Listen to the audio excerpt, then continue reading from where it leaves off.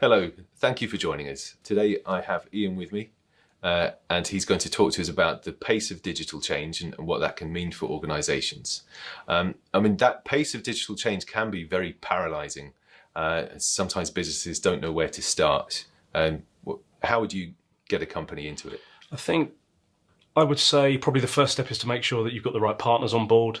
That can give you a lot of support as you kind of go through transformation and learn together. Try and narrow the band of what you think about. So I think people, process and tools is how we like to think about it. And that means organisations can concentrate on actually what they're trying to transform. Of course, something like people could include culture and skills. So there's a way of making that work, not just from a marketing function point of view, but also from the organisation as a whole. And then my advice would be just make sure you keep an eye on the adoption curve, really. It's very easy in the industry that we're in to look at all the kind of cool stuff that's happening and get really anxious about keeping up with that. But the reality is there's probably a long tail of about 10 years. Actually, once we start talking about something, we talked about the year of the mobile for many years in a row before it actually became real. And I think that kind of lapse gives businesses an opportunity to catch up effectively.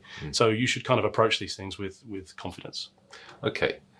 So two of those topics at the moment, that we have AI and we have blockchain. As an organisation, these both might be things I'm interested in, but should they be the first things I look at? I would say no. I think those particular two are almost the technologies that support new ways of thinking. I think probably from an e-commerce point of view, I would concentrate around what I would call contextual e-commerce and experiential e-commerce.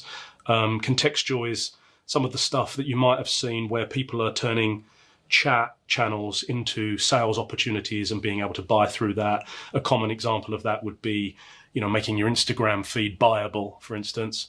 I also think that post-GDPR and personalization is an interesting space. Again, we've become obsessed with customers' identities, but actually, what does it look like when you aren't actually ever going to know who they are? It's what Google called personification instead of personalization.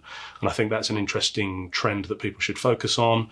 And then I also think probably thirdly, there's an area of segmentation that can actually happen in the experience. So this is what people call by invitation. So that's letting the user identify themselves within a particular group, and then you can treat them in a certain way instead of letting the technology do that. And those are probably three things that are going to change 2019 as far as I'm concerned. Thank you. And so what we're talking about here really is optimization of services and processes.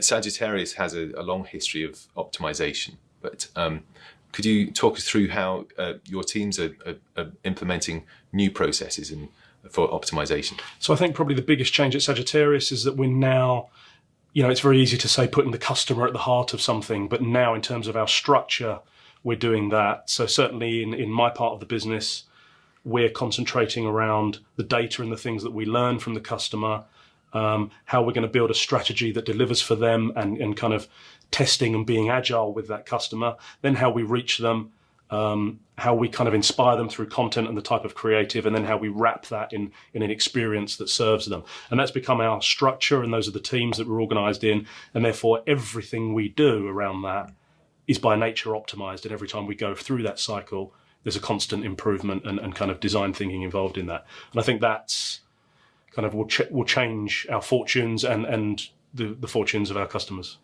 Thank you very much, Ian. And thank you for watching. Please remember to like and subscribe, and I hope you'll join us for the next one.